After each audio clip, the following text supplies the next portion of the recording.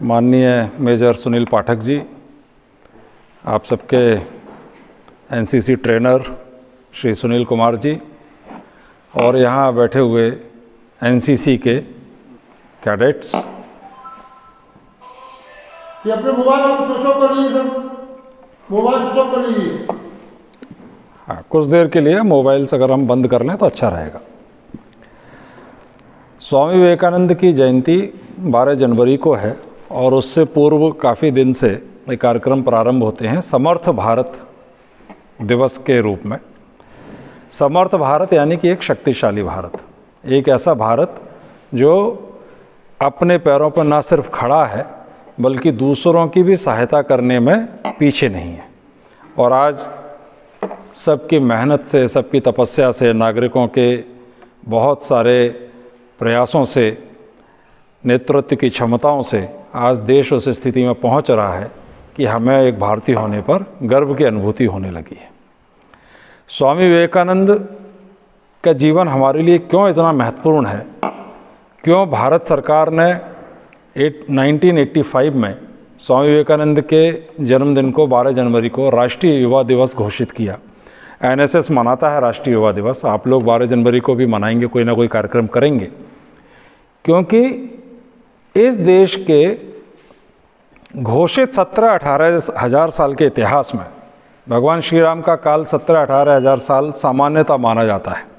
कुछ परंपराएं और अधिक वर्षों की बात करती हैं, लेकिन जो वैज्ञानिक पद्धति से भी अगर माने अभी तक की खोजों के आधार पर तो 17,000 साल पुराना तो रामायण का कालखंड है, 7,500-8 हज़ार साल पुराना श्री कृष्ण जी का कालखंड है।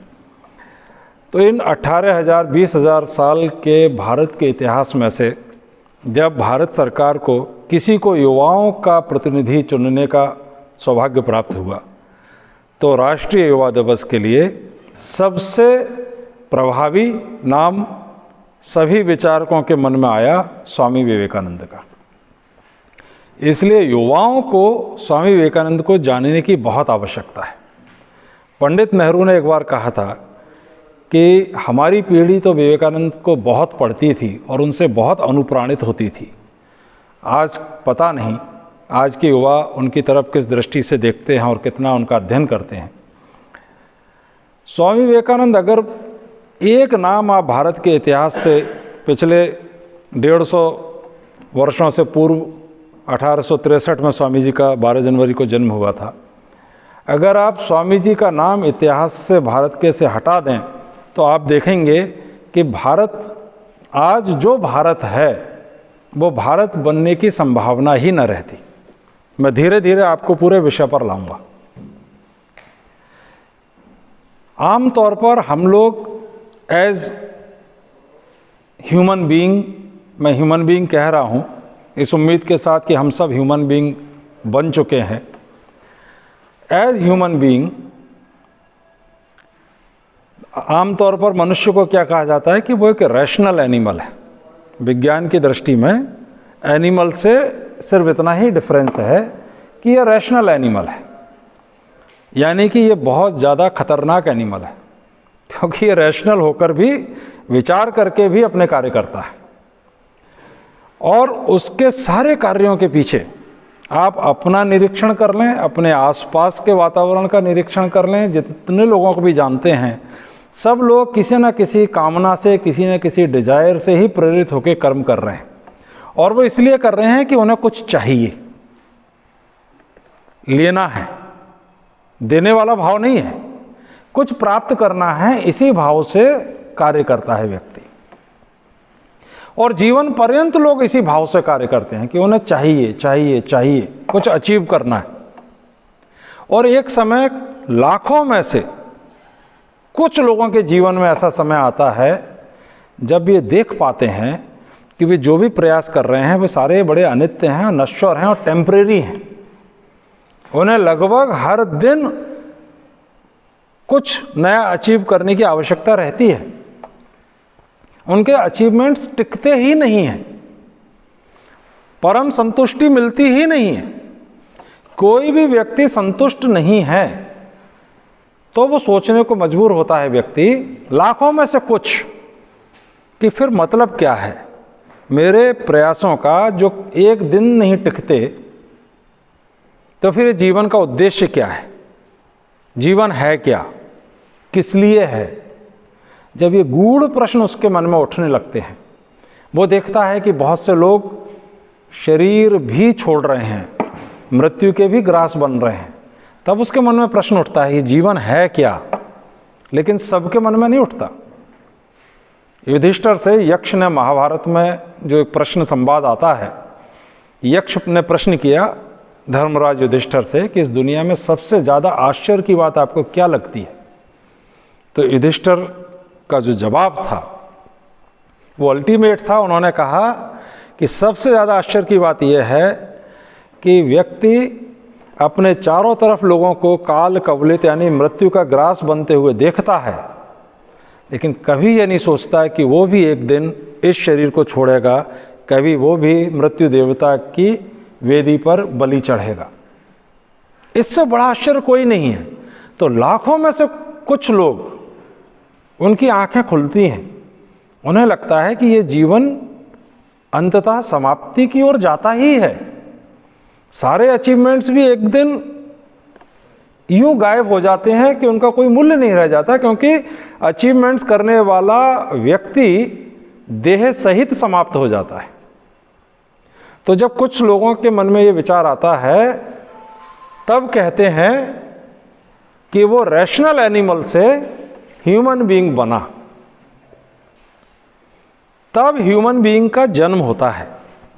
हम अपने को मनुष्य कहते हैं, कह सकते हैं, कोई रोक टोक तो है नहीं, लेकिन मनुष्य तब बनता है व्यक्ति जब उसके अंदर इस तरह की क्वेस्ट, इस तरह के प्रश्न उठना प्रारंभ होते हैं। यहाँ से मैं स्वामी विवेकानंद के जीवन को लेता हूँ। स्वामी विवेकानंद अपने समय के बड़े प्रतिभाशाली व्यक्ति थे। प्रेसिडेंसी कॉलेज के स्टूडेंट थे कोलकाता में। कोलकाता उस समय भारत की राजधानी हुआ करती थी, दिल्ली बहुत बाद में बनी है, और कलकत्ता ही पूरे भारत को एक तरह से दिशा दिया करता था, चाहे बौद्धिक क्षेत्र हो, चाहे साहित्यिक क्षेत्र हो, चाहे विज्ञान का क्षेत्र हो। तो स्वामी विवेकानंद और उनके पिताजी बहुत प्रख्यात बैरिस्टर थे, अपने समय के एक अच्छे परिवार से थे, लेकिन उनके मन में धीरे धीरे ये प्रश्न आ गया, यानी कि उनके अंदर ह्यूमन बीइंग का जन्म हुआ। जो मैंने कहा, लाखों लोगों में से कोई मनुष्य बनता है। तो उनके मन में प्रश्न आने लगा कि ये सब क्यों है, किस लिए है, क्या है। तो उन्होंने पूछना चालू किया। उन्हें लगता था कि कुछ ऐसे लोग होंगे जिन्हें इसका प्रश्न का उत्तर पता होगा। तो रविंद्रनाथ टैगोर जी के पिताजी देवेंद्रनाथ टैगोर, उस समय के बड़े वो भी प्रख्यात व्यक्ति थे, स्वामी विवेकानंद उनके पास गए। उस समय उनका नाम नरेंद्र था, नरेंद्रनाथ दत्त, और उम्र होगी वही 18-20 साल के आसपास। और वहाँ जाकर उन्होंने उनसे पूछा, और उनके अंदर इसकी वाकई व्याकुलता थी। अगर आप लोग भी कभी गंभीरता से अकेले में बैठ के सोच लेंगे ना कि ये जीवन अंततः एक दिन समाप्त होगा, तो आपके अंदर भी व्याकुलता जागने लगेगी। आपको बड़ा अजीब लगेगा, जिसको इतनी इंपॉर्टेंस दे रहे हैं एक दिन वो समाप्त होगा। तो जिसके अंदर ये वास्तव में चुभ जाती है बात, तो वो थोड़ा व्याकुल होता है और फिर वो खोज में निकलता है। तो उन्होंने, बहुत से लोगों ने कहा कि ईश्वर ने सब बनाया है इत्यादि इत्यादि। तो वो देवेंद्र ठाकुर के पास गए और उन्होंने पूछा कि क्या आपने ईश्वर को देखा है? सीधा स्ट्रेट फॉरवर्ड क्वेश्चन। तो देवेंद्रनाथ टैगोर बहुत बड़े महर्षि थे, वो भी बहुत, उनकी पुस्तकें थीं, उनके खूब व्याख्यान हुआ करते थे, विद्वत जन थे। तो उन्होंने उन्हें समझाने की कोशिश की कि नहीं देखो, ऐसे नहीं, प्रत्यक्ष तो नहीं देखा है, लेकिन ये सृष्टि तो बनाई है, इसका एक क्रिएटर तो है ही। तो स्वामी जी ने कहा कि नहीं, ये सब तो मैं खुद अध्ययन कर चुका हूँ, आप तो ये बताओ क्या आपको वास्तव में अनुभूति हुई है, क्या आपने वास्तव में देखा है? तो मौन रहे और स्वामी जी वहाँ से उठकर चले आए। एक बार संयोगवश कॉलेज में उनके एक प्रोफेसर थे विलियम हेस्टी, वो इंग्लिश की क्लास में वर्ड्सवर्थ की एक पोइम पढ़ा रहे थे, और उसमें एक शब्द आता था ट्रांसेंडेंटल, यानी कि समय के परे, और उसको वो डिस्क्राइब कर रहे थे। स्वामी जी ने, यानी कि नरेंद्र ने, क्लास में पूछा कि ये कवि की कल्पना है समय के परे जाने की, या वास्तव में कोई व्यक्ति, जैसे हमारे यहाँ समाधि कहते हैं, उस अवस्था तक वास्तव में कोई पहुँचता है? तो विलियम हेस्टी ने, देखिए कैसे नियति चीज़ों को किसको निमित्त बनाकर क्या काम कराती है। प्रोफेसर विलियम हेस्टी ने कहा कि ऐसा नहीं है। मैंने एक व्यक्ति को देखा है जो अक्सर इस ट्रांस की स्थिति में, यानी कि समाधि की स्थिति में जाता है, जिसका वर्णन वर्ड्सवर्थ अपनी कविता में कर रहे हैं, और वो है दक्षिणेश्वर में रहने वाले श्री रामकृष्ण परमहंस। अगर तुम इसको देखना चाहते हो तो उनके पास जाओ। तो स्वामी विवेकानंद ठाकुर के पास पहुँचे, यानी कि श्री रामकृष्ण परमहंस देव के पास, जो कि उनके फिर अंततः गुरु बने। और वहाँ भी उन्होंने, युवा थे, संदेह से भरा हुआ मन था उनका, बहुत प्रश्न करते थे, और उन्होंने वहाँ भी सीधे इसी तरह से बात की कि ठीक है, आप एक संत हैं, लेकिन क्या आपने ईश्वर को देखा है? तो वो एकमात्र व्यक्ति उनको वर्षों की अपनी खोज में ऐसे मिले जिन्होंने ये कहा कि मैंने देखा है, जैसे तुमको देख रहा हूँ, बल्कि उससे भी अधिक प्रत्यक्ष रूप में ईश्वर को न सिर्फ देखा है, बातचीत की है, बल्कि तुम्हें भी दिखा सकता हूँ। तो करीब करीब 5-6 साल स्वामी विवेकानंद और उनके गुरुदेव का साथ रहा, और उस दरमियान विवेकानंद को उन्होंने गढ़ा, नरेंद्र से विवेकानंद की स्थिति तक पहुंचाया। और जब ठाकुर का शरीर 1886 में शांत हुआ, तो स्वामी विवेकानंद ने, उस समय उनकी उम्र करीब करीब 24 वर्ष की थी, तो संन्यास लिया। और उनके साथ और भी ऐसे 15-16 और लोग थे जो ठाकुर के साथ थे, उनके अंतरंग शिष्य कहलाते थे। उन सब ने संन्यास लिया, और फिर सब, सन्यासी का उस समय मतलब ये होता था कि एक आपने दरिद्रता का जीवन ओढ़ लिया। और ये सब बड़े प्रकांड विद्वान लोग थे, इन्होंने इंडियन फिलॉसफी, वेस्टर्न फिलॉसफी और सब कुछ पढ़ रखा था। और स्वामी विवेकानंद तो बहुत अच्छे स्पोर्ट्समैन थे, मतलब फुटबॉल के बहुत बढ़िया खिलाड़ी थे, क्रिकेट के में बहुत अच्छे फास्ट बॉलर थे। अभी बहुत बड़े एक पत्रकार हैं राजदीप सरदेसाई, उन्होंने एक बार ट्वीट किया था स्वामी जी की जयंती पर कि आपको पता है ईडन गार्डन पर सबसे पहले वो कौन इंडियन था जिसने 5 विकेट लिए थे? And that was Vivekananda. तो वो उनके क्लब्स के मैच थे, एक ब्रिटिश क्लब था, एक इंडियन क्लब था। घोड़सवारी में बहुत प्रवीण थे, जिम्नेजियम जाते थे, बहुत मतलब अच्छा उनका शरीर सौष्ठव था। बुद्धि का तो खैर बात ही अलग थी। उनकी मेमोरी को फोटोग्राफिक मेमोरी कहा जाता है, आप लोगों ने सुना होगा कि अगर उन्होंने कुछ भी देख लिया, पढ़ लिया, तो मतलब पूरा का पूरा पेज एक तरह से स्कैन हो जाता था। इस तरह के कई विलक्षण चीज़ें लोगों के सम्मुख आई। हम इससे आगे बढ़ते हैं। तो जब वो सन्यासी बन गए तो एक भिक्षु का जीवन हो गया, घर परिवार छोड़ दिया था, तो उन्होंने पैदल भ्रमण किया पूरे भारत का। कलकत्ते से निकलकर पूरा पहाड़ी अंचल कवर करते हुए अंततः वो कन्याकुमारी पहुंचे। और उनके अंदर अपने गुरु के प्रति कितनी प्रगाढ़ श्रद्धा थी उन 5-6 साल के टेन्योर में, कि श्री रामकृष्ण परमहंस देव को गले का कैंसर हो गया था। तो उनकी जब इलाज चल रहा था तो घाव था, तो उसकी सफाई करनी पड़ती थी। तो एक उनके ही गुरु भाई थे शशि महाराज, वो करते थे। तो वो समय था जब कैंसर एक बहुत बड़ा असाध्य रोग माना जाता था, और लोगों को पूरा पता भी नहीं था। कुछ को लगता था कि ये एक से दूसरे को लग भी सकता है, संक्रमण भी हो सकता है। तो शशि महाराज भी शिष्य थे, लेकिन जब वो ठाकुर का वो साफ करते थे तो ऐसे दूर होके और बड़े डरते डरते साफ करते थे गले का, और उसको फिर पानी में साफ करके फिर उस रुई से फिर ऐसे घाव को। यहाँ मैं ये इसलिए मैं इस बात का जिक्र कर रहा हूँ कि श्रद्धावान लभते ज्ञानम जो अपने कहा जाता है ना, श्रद्धा की ताकत कितनी बड़ी होती है। जब नरेंद्र ने यह देखा तो नरेंद्र ने कहा शशि महाराज से कि शशि, या तो तुम करो पूरे भाव से या मत करो।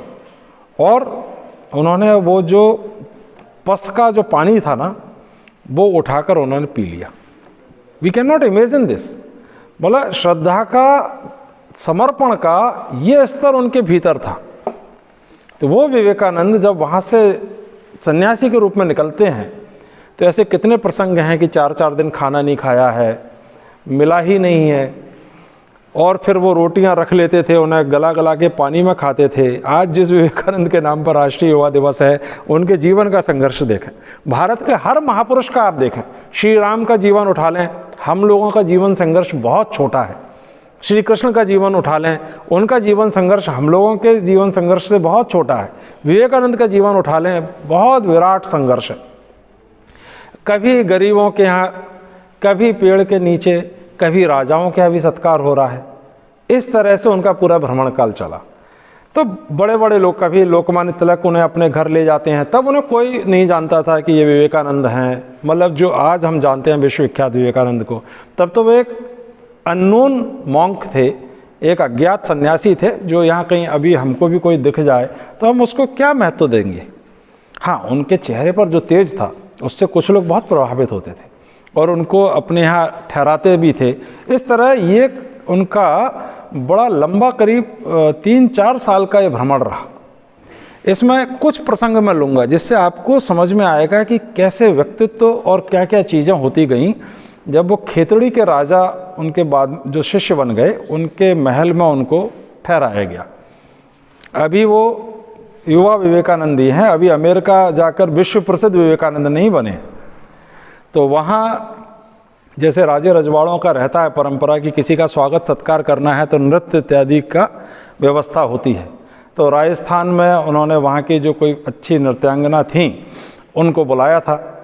तो जब पता चला कि स्वामी जी को, कि उनके सम्मान में एक नर्तकी आई हैं और वो नृत्य करेंगे, तो स्वामी जी को लगा कि नहीं, एक सन्यासी को एक स्त्री का नृत्य देखने के लिए तो नहीं बैठना चाहिए। आज भी अगर कोई साधु सन्यासी स्त्री का नृत्य देखते हुए मिल जाए तो हम लोगों के मन में किस तरह का भाव उत्पन्न होगा। तो आज से आप सोचिए 125-150 साल पहले की बात। तो स्वामी जी अपने कक्ष में ही रहे, वहाँ नहीं गए। राजा जो थे उनको भी थोड़ा सा ऐसा लगा कि शायद कुछ गलती हो गई। आज वो पूरा महल विवेकानंद आश्रम है, उनके परिवार ने बाद में दे दिया था। लेकिन वो जो नर्तकी थी, कुछ घटनाएं ईश्वर के हाथ से होती हैं, उसको बड़ा बुरा लगा और उसने गीत गाया। और इनका कक्ष पास था स्वामी जी का। उसने गाया, प्रभु मोरे अवगुण चित्त न धरो, है ना, मेरे जो अवगुण हैं उन्हें चित्त न रखो। और उस गीत का भावार्थ आगे ये था कि तुम तो सब जानते हो, अंतर्यामी हो। स्वामी जी ने जब ये सुना तो उनकी चेतना में विस्तार हुआ, मतलब उनकी भी शिक्षा हुई, उनकी भी लर्निंग हुई। उन्होंने कहा स्त्री पुरुष क्या एक सन्यासी के लिए। आज भी सन्यासी ये साहस नहीं कर सकता कि स्त्री का नृत्य देखे। ही केम, स्वामी विवेकानंद बाहर निकल के आए, आके सबसे पहले उसके चरणों में सिर टेका, बोले माँ, और आंखों में आंसू। बहुत भावप्रवण थे स्वामी जी। मैंने वो जो उदाहरण दिया ना पी जाने का, वो पस का, वो भावप्रवण व्यक्ति ही कर सकता है जिसके अंदर बहुत भावना भरी हो। तो उन्होंने जब उसका सुना तो उनके मन में आया कि मैंने स्त्री और पुरुष में भेद कैसे कर दिया। और वो आए, उन्होंने कहा माँ मुझसे गलती हो गई। और फिर उन्होंने उस भजन को पूरा बैठ के सुना, उनका नृत्य इत्यादि सब देखा। उसके बाद से स्वामी जी के लिए स्त्री पुरुष का भेद खत्म हो गया था। इसी तरह आगे बढ़ते बढ़ते जीवन के कुछ कुछ अंश सुनाता जा रहा हूँ। अंत में, अपनी यात्रा के अंत में वो कन्याकुमारी पहुँचते हैं। अगर आप में से कोई कन्याकुमारी गए हों तो जहाँ समुद्र समाप्त होता है उससे शायद 1-1.5 किलोमीटर की दूरी पर एक बहुत बड़ी शिला है जिसे आज विवेकानंद शिला कहते हैं। और उस पर एक बहुत सुंदर मेमोरियल बना है जिसे विवेकानंद रॉक मेमोरियल कहते हैं। और वहाँ वर्ष में लाखों लाखों लोग जाते हैं, हर महीने लाखों लोग पहुँचते हैं। अगर उसका चित्र यहाँ बाहर पुस्तकों के बीच में हो, आपने देखा होगा निश्चित ही, बहुत ही महत्वपूर्ण वो मेमोरियल है। लेकिन उस समय तो कुछ नहीं था, उस समय तो शिला थी और शाम का समय हो गया था। ये अपना वहाँ पहुँचे थे, भोजन इत्यादि की भी कोई व्यवस्था नहीं हुई थी। अचानक इनके मन में, अच्छा पूरा देश देखा, 3 साल में गरीबी देखी, अमीरी देखी, जाति व्यवस्था देखी, विपन्नता देखी, ये समझा कि ये देश गुलाम क्यों हुआ। इस देश का इतना बड़ा प्रचंड इतिहास है, यहाँ एक से एक बड़े अवतार हुए, उसके बाद ये गुलाम क्यों हुआ ये भी समझ में आया। बहुत कुछ जन सामान्य के बीच में रह रह के उनको बातें समझ में आई। अध्यात्म तो था ही, ध्यान समाधि तो थी ही, लेकिन वो इस देश की चेतना से एक होते जा रहे थे। और जब कन्याकुमारी पहुँचे तो उनका मन का भाव हुआ कि मैं उस शिला पर जाऊँ। समय शाम का था, लहरें उठ रही थीं। वहाँ एक नाविक था, एक छोटी सी डोंगी थी, उससे उन्होंने कहा कि मुझे उस शिला तक पहुँचा दो। तो उसने कहा कि पैसे, उसके जो भी पैसे लगने थे वो लगेंगे। स्वामी जी के पास तो पैसे नहीं थे तो उसने मना कर दिया, लेकिन इनका भाव था तो इन्होंने अच्छे तैरना जानते थे, छलांग लगाई और तैर के उस शिला तक पहुँचे। आज कंपटीशन होता है उनकी उस तैरने की यात्रा में, वहाँ से वहाँ तक का तैरने का। तो जब स्वामी जी वहाँ पहुँचे तो 3 दिन 3 रात वो ध्यान में रहे वहाँ पर। और जब उनका ध्यान टूटा, और वो ध्यान भारत के समग्र इतिहास में 20,000 साल के ज्ञात इतिहास में प्रथम बार किसी ऋषि ने, किसी सन्यासी ने अपने ध्यान में ईश्वर पर ध्यान नहीं किया, बल्कि भारत माता पर ध्यान किया। भारत के करोड़ों करोड़ों जन सामान्य की समस्याओं पर ध्यान किया। और उसके बाद जब वो ध्यान से निवृत्त हुए तो उन्होंने कहा कि मुझे रास्ता समझ में आ गया है, ये देश उठकर खड़ा होगा और ये देश निकलेगा चर्मकारों के घरों से, जुलाहों के घरों से, कुम्हारों के घरों से, अज्ञानियों के घरों से, चांडालों के घरों से, स्नातकों के घरों से। ये देश उठकर खड़ा होगा। आप विवेकानंद को पढ़ लो एक बार, आप इतनी एनर्जी से भरे हुए शब्द आपने कभी नहीं पढ़े होंगे। प्राण फूंक देंगे मुर्दे में। अन्ना हजारे का नाम सुना है आपने? वो भी सेना से ही निवृत्त हुए थे और किसी बहुत बड़े डिप्रेशन के शिकार हुए और आत्महत्या करने जा रहे थे। खुद अन्ना हजारे ने बताया, मैंने सुना है, टीवी पर भी आया था। और वो रेलवे ट्रैक के पास पहुंचते हैं, ट्रेन का इंतजार कर रहे हैं कि ट्रेन आएगी तो उसके नीचे लेटकर अपने प्राण त्यागेंगे। तभी वहाँ वही ईश्वर नए नए खेल दिखाता है। एक कागज उड़ता हुआ आया। अब ट्रेन आने में 10-5 मिनट का समय है तो वो कागज आ गया सामने तो उठा लिया। वो किसी पुस्तक का एक पन्ना था स्वामी विवेकानंद के, उसमें कुछ विचार कोटेशंस थे और वो पढ़ते ही उनको इतना पॉजिटिव वाइब्स आ गई, जो उनकी नकारात्मकता थी टोटल ख़त्म हो गई। And he was filled with the energy. उन्होंने कहा नहीं, मरना नहीं है, अब मुझे देश के लिए कुछ करना है। और वो व्यक्ति आज कितना प्रसिद्ध समाज सेवक और समाज सुधारक बन गया। तो स्वामी विवेकानंद के शब्दों को जरूर पढ़ना। और यहाँ बाहर कुछ पुस्तकें भी लगी हैं, कोशिश करना कि कुछ पुस्तकें आप लोग ले सको, बहुत रीजनेबल होंगी मैं समझता हूँ। तो उस तरह की विचारों से जब तक हम अपने जीवन को अनुप्राणित नहीं करेंगे, आप ये समझें कि हम रैशनल एनिमल से ह्यूमन बीइंग नहीं बन पाएंगे।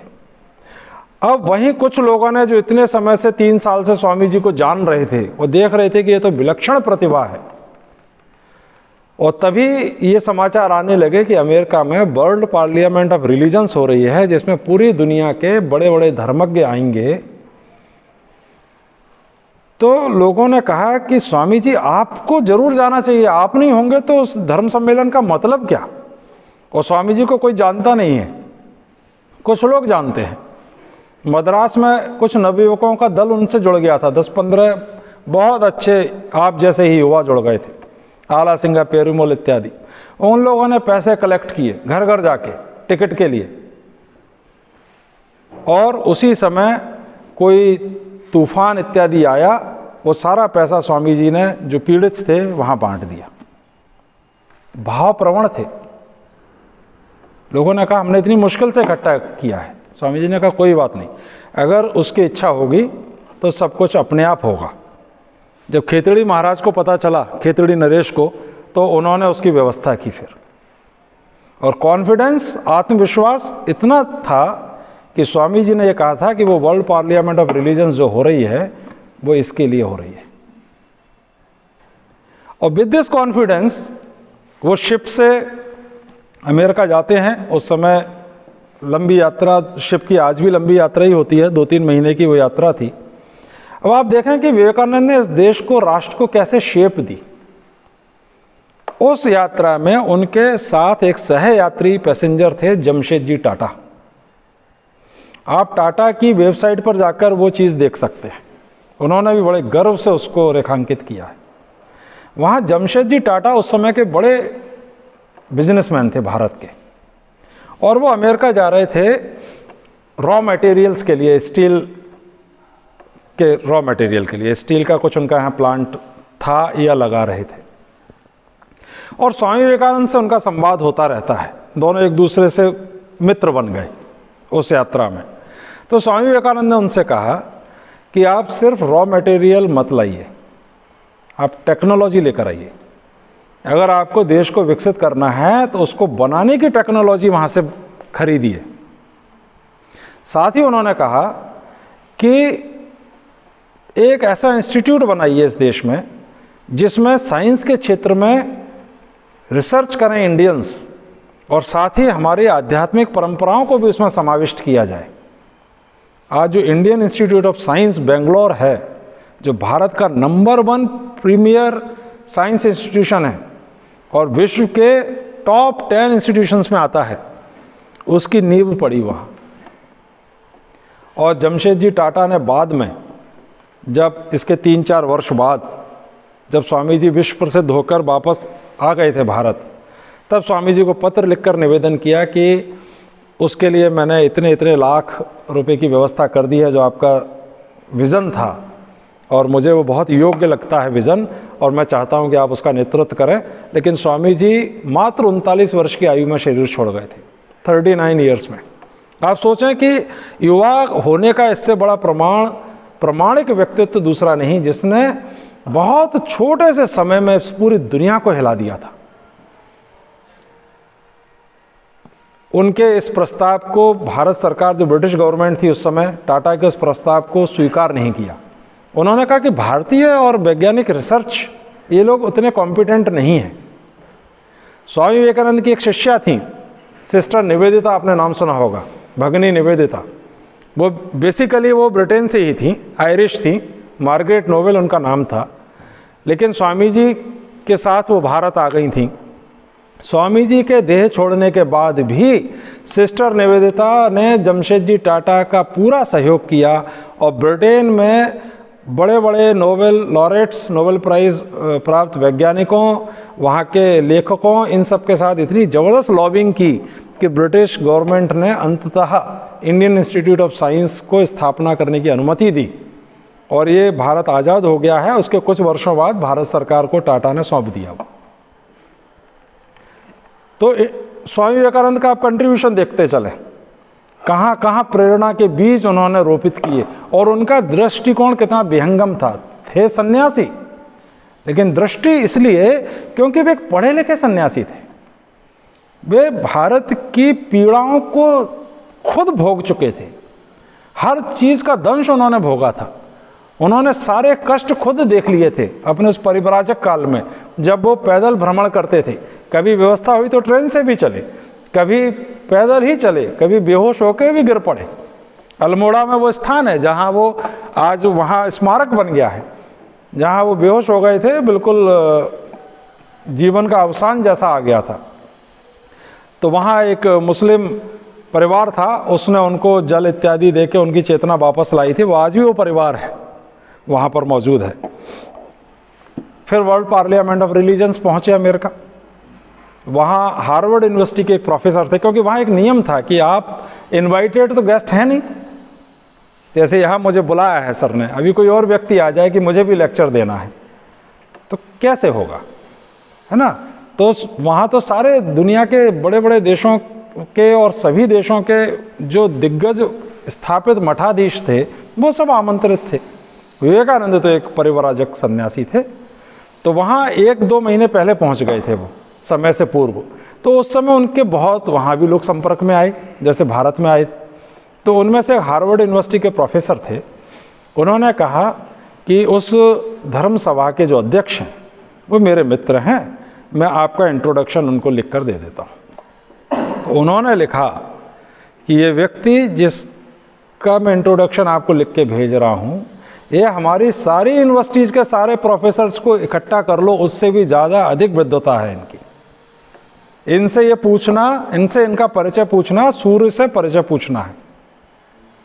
ये सब ऑन रिकॉर्ड और बिल्कुल ऑफिशियल बातें हैं। उसके बाद जब वहाँ महासभा में स्वामी जी को बोलने का अवसर मिला तो पहला व्याख्यान उनका बहुत छोटा था, मुश्किल से 3-4 मिनट का। यहाँ शायद वो पुस्तक होगी, शिकागो वक्तृत्व करके, वो आप ले लेना। 6-7 दिन व्याख्यान हुए हैं फिर। तो पहला ही व्याख्यान जो कि बहुत छोटा था, वो लेकिन इतना पसंद आया लोगों को। जैसा कि अभी दीदी ने कहा कि वहाँ उन्होंने brothers and sisters of America कहकर संबोधित किया, और ये ज्ञात तथ्य है कि उससे पूर्व भी 3-4 वक्ता ये संबोधन दे चुके थे, sisters and brothers of America. लेकिन इस व्यक्ति के पीछे खड़ी थी विशाल आध्यात्मिक शक्ति, अन्यथा और दूसरों को भी वही रिस्पांस मिलता। तो इन्होंने जब कहा तो पता नहीं 7,000 की कैपेसिटी का वो हॉल था, आज भी है शिकागो में। और जब भारत से लोग जाते हैं तो उस जगह को देखने और दर्शन करने जाते हैं, उस हॉल को। तो जब उन्होंने संबोधित किया तो 7,000 लोग उठ के खड़े हुए और 2 से 3 मिनट तक करतल ध्वनि लगातार चली। ये सिर्फ शब्दों की वजह से नहीं थी, कहीं कोई शक्ति का प्रक्षेपण था, उनकी तपस्या की शक्ति थी, उनके गुरुदेव का आशीर्वाद था। और फिर उन्होंने जो कुछ कहा वो इतिहास बन गया। दूसरे दिन अमेरिका के सारे न्यूज़पेपर्स के फ्रंट पेज पर विवेकानंद छाए थे। वे सारे न्यूज़पेपर्स की प्रतियां आज भी आप अगर सर्च करेंगे इंटरनेट पर तो आपको एज इट इज़ मिल जाएंगी। और उसके बाद तो अमेरिका के मीडिया में स्वामी विवेकानंद बहुत बड़े नायक बन गए, बहुत बड़े हीरो बन गए। और वहाँ से पता चलना चालू हुआ भारत में कि हमारे यहाँ के किसी व्यक्ति ने, एक गुलाम देश के किसी सन्यासी ने अमेरिका में जाकर अपने धर्म को, अपनी संस्कृति की विजय पताका फहरा दी। तो यहाँ जो हम बिल्कुल दबे कुचले से जी रहे थे, हीन भावना से जो हमें ग्रस्त कर रखा था ईसाई मिशनरीज ने, उनके ही वहाँ खड़े होकर उनसे बहुत ऊंची बात करके जो सम्मान अर्जित किया स्वामी जी ने, उससे इस देश के अंदर एकदम चेतना जागी। और फिर तो पूरे देश में जगह जगह गोष्ठियाँ होने लगीं, स्वामी विवेकानंद के लिए धन्यवाद पत्र लिखे जाने लगे, इत्यादि इत्यादि। बहुत बड़ा कार्य स्वामी जी ने कर दिया। और उसके बाद पूरी दुनिया का जितने भी बड़े बड़े बौद्धिक जगत के लोग थे, आपने निकोला टेस्ला का नाम सुना होगा, बहुत बड़े वैज्ञानिक, वो विवेकानंद जी से इतने प्रभावित हुए कि उनके लेक्चर के लिए घंटों खड़े रहते थे। और स्वामी जी और उनके बीच में विज्ञान को लेकर बहुत चर्चा हुई। और स्वामी जी ने अपने पत्र में लिखा, स्वामी जी के पत्र भी मौजूद हैं, पढ़िए क्या आग है उनके अंदर। स्वामी जी ने अपने पत्र में लिखा कि पदार्थ यानी कि मैटर और एनर्जी ये आपस में बदल सकते हैं, इस तरह के सिद्धांत को सिद्ध करने का ये प्रयास कर रहे हैं निकोला टेस्ला। और अगर ये हो गया तो वेदांत को वैज्ञानिक आधार पर बहुत पुख्ता रूप से रखा जा सकता है। और निकोला टेस्ला ने अपने शोध पत्रों में एनर्जी के लिए प्राण शब्द का उपयोग किया, स्पेस के लिए आकाश शब्द का उपयोग किया। ये तथ्य है। आप कभी निकोला टेस्ला की वेबसाइट पर जाकर देखिएगा, मतलब जो उनके फॉलोअर्स चलाते हैं। तो वहाँ के वैज्ञानिक परिदृश्य को स्वामी जी ने बहुत बड़े लेवल पर प्रभावित कर दिया। और बाद में निकोला टेस्ला वो तो नहीं सिद्ध कर पाए, लेकिन बाद में आइंस्टीन ने उस काम को पूरा किया, उसी परंपरा में आगे जाकर। रॉकफेलर का आपने नाम सुना होगा। रॉकफेलर उस समय विश्व के सबसे अमीर व्यक्ति थे।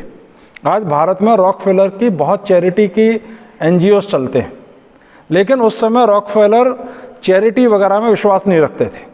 वो एक बहुत ही पैसे वाले थे और उसका उन्हें गर्व था, अभिमान था, और एक उसके साथ जो एग्रेशन आ जाता है वो सब कुछ था उनमें।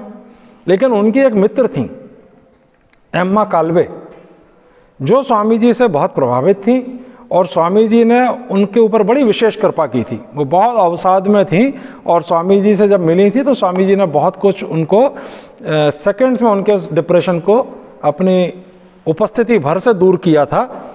तो उन्होंने रॉकफेलर को जाके बताया कि विवेकानंद से आप मिलिए, वो बहुत अद्भुत सन्यासी हैं। तो रॉकफेलर पहले तो तैयार नहीं हुए, लेकिन फिर उनके मन में अपने आप कुछ इच्छा उठी, तो उसके करीब 7-8 दिन बाद वो गए और जहाँ स्वामी जी ठहरे हुए थे वहाँ पहुँच गए। और स्वामी जी जिनके यहाँ अतिथि बनकर रह रहे थे, तो वहाँ उनकी एक स्टडी थी, मतलब एक जैसे ड्राइंग रूम हो गया और एक कक्ष था जहाँ वो बैठ के अपना लिखा पढ़ी का काम करते थे। तो रॉकफेलर उसमें मिलने चले गए स्वामी जी से, और उनकी जो पहली मुलाकात हुई वो 2 दिग्गजों की मुलाकात आप कह सकते हैं। एक भौतिक जगत का दिग्गज, एक आध्यात्मिक जगत का दिग्गज। और भौतिक जगत के दिग्गज में बड़ा अहंकार था रॉकफेलर में। स्वामी जी ने उनसे कहा रॉकफेलर से कि आप इतने रिच हैं, आपको लगता है ये सिर्फ आपकी सामर्थ्य से ये सारा पैसा आया है? बोले हाँ, मेरी सामर्थ्य से आया है। बोले आप बहुत बुद्धिमान हो सकते हैं, स्वामी जी ने कहा, आप में 10 लोगों के बराबर बुद्धि होगी, लेकिन आपके पास पैसा तो लाखों लोगों के बराबर है। इसका मतलब और लोगों का इसमें कंट्रीब्यूशन है। तो रॉकफेलर को बहुत बुरा लगा। तो स्वामी जी ने कहा आपको नहीं लगता इस पैसे में से आपको कुछ चैरिटी करना चाहिए, दान देना चाहिए? तो रॉकफेलर ने कहा मैं चैरिटी क्यों करूं, मैं लोगों को सैलरी देता हूं, मैं चैरिटी क्यों करूं? तो स्वामी जी ने कहा कि ये तुम्हारी अपनी कमाई नहीं अकेले की, तुम उसको लीड कर रहे हो वो एक अलग बात है। जो गांधी जी का ट्रस्टीशिप का सिद्धांत आया वो यहीं से निकला, तुम एक ट्रस्टी हो। तो रॉकफेलर उस दिन उठकर चले गए बातचीत में से। उसके बाद वो जो उपस्थिति का असर, स्वामी जी की ऑरा का असर, उनके बोल्डनेस का असर, जो भी कुछ हुआ, 10-15 दिन बाद रॉकफेलर फिर आए और एक चेक लेकर आए जिस पर बहुत बड़ा अमाउंट भरा हुआ था। और उन्होंने स्वामी जी के सामने रख के कहा कि स्वामी जी ये मैंने चैरिटी कर दी है इतने अमाउंट की, अब आप मुझे धन्यवाद दीजिए।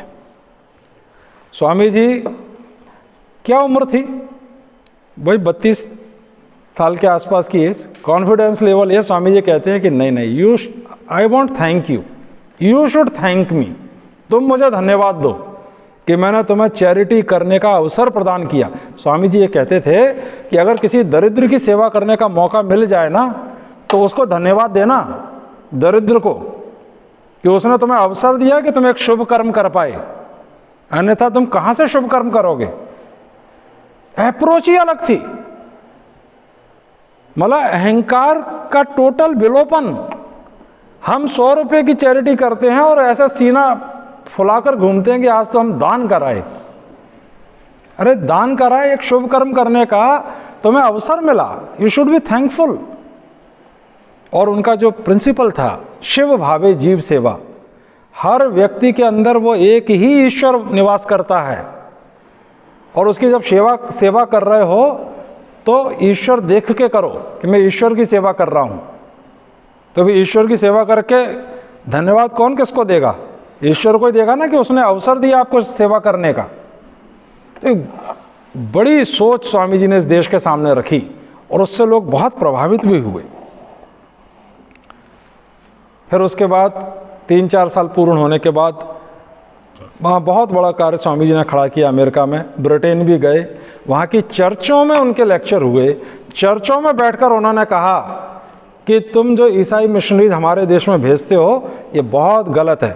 भारत को धर्म की ज़रूरत नहीं है, भारत में पर्याप्त धर्म है। भारत को ज़रूरत है तो धन की, रोजगार की, इन सब चीज़ों की ज़रूरत है, रोटी की ज़रूरत है। उस समय हम लोग बहुत गरीब कर दिए गए थे। पूरा का पूरा पैसा अगर आप देखेंगे तो ना जाने कितने ट्रिलियन डॉलर ब्रिटिश गवर्नमेंट ने इस देश से निकाले हैं। आज उसके पूरे दस्तावेज मौजूद हैं। हमारी जीडीपी उस समय बहुत अच्छी थी जब ये ब्रिटिशर्स आए थे। आए ही इसीलिए थे क्योंकि आप रिच थे।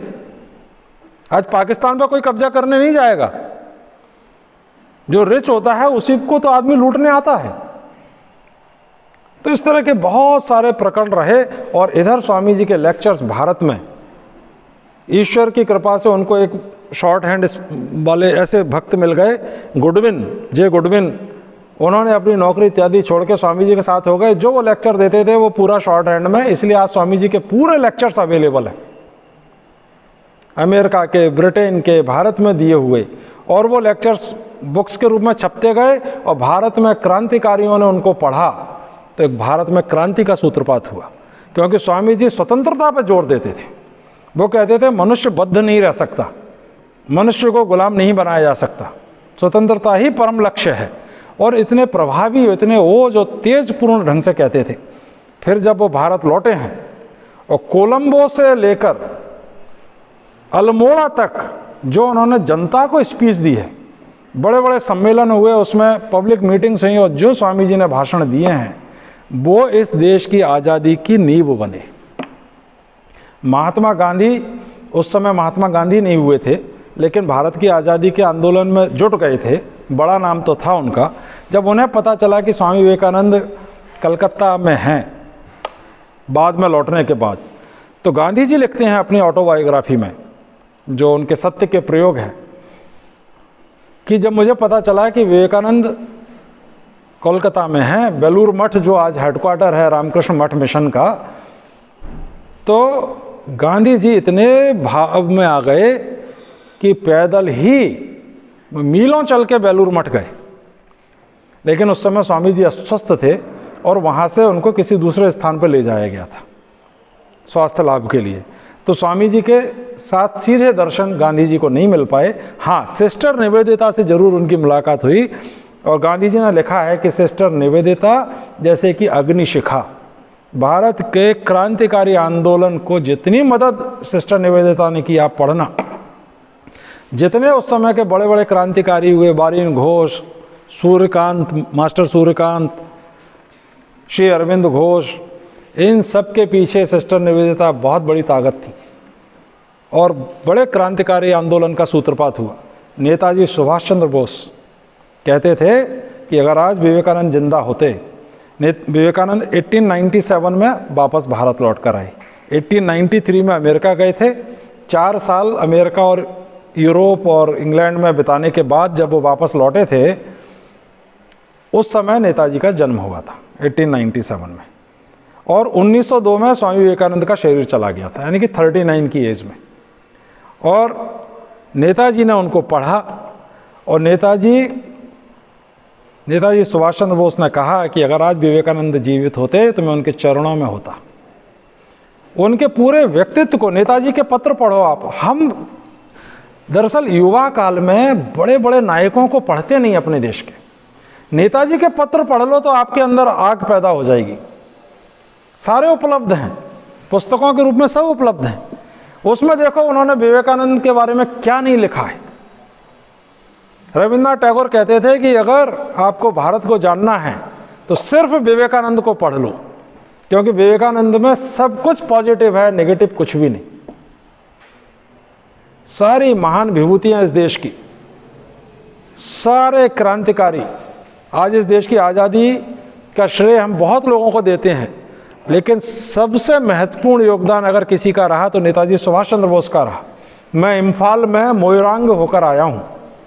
मोइरांग वो स्थान है जहाँ आज़ाद हिंद फौज और ब्रिटिश फौज के बीच में बहुत बड़ा संघर्ष हुआ। आप सोचिए, पूरी एक डिसिप्लिन्ड आर्मी और सिंगापुर से होते हुए, बर्मा होते हुए, पहाड़ी क्षेत्र है, सबसे कठिन टेरेन है वो, इम्फाल और कोहिमा की पहाड़ियाँ, वहाँ आज भी युद्ध करना असंभव सा कार्य है।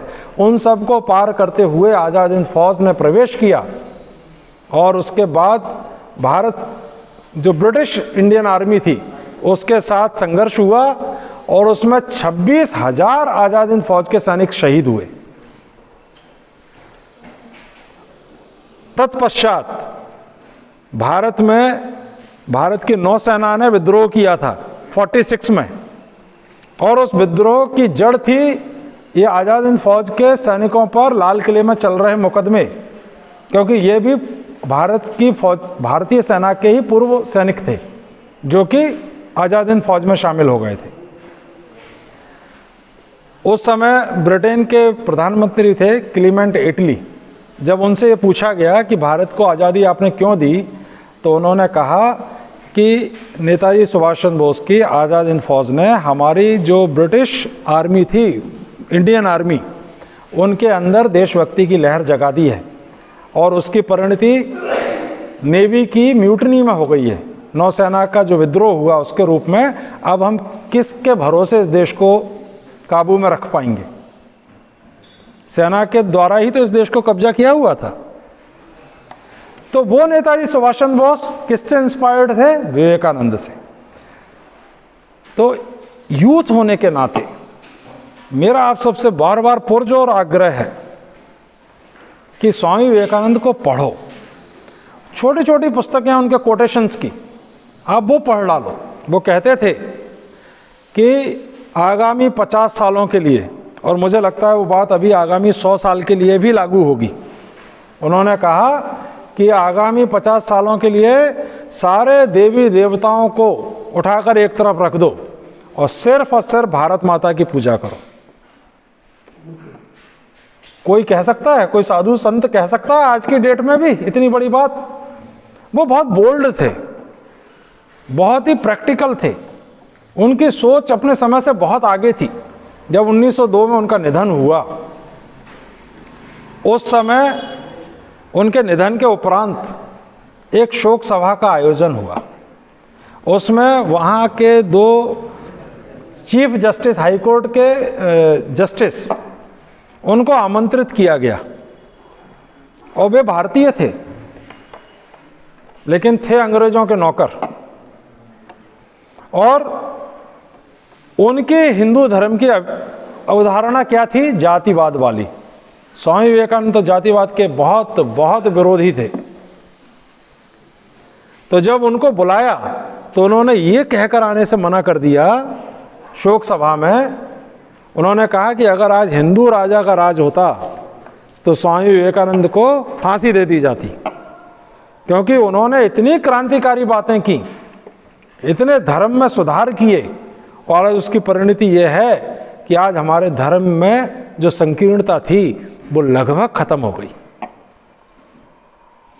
उस समय उन्होंने कहा था कि ब्राह्मणों का समय था, हो गया, क्षत्रियों का था, हो गया, वैश्यों का था, हो गया, अब शूद्रों का समय आया है, वे शासन करेंगे।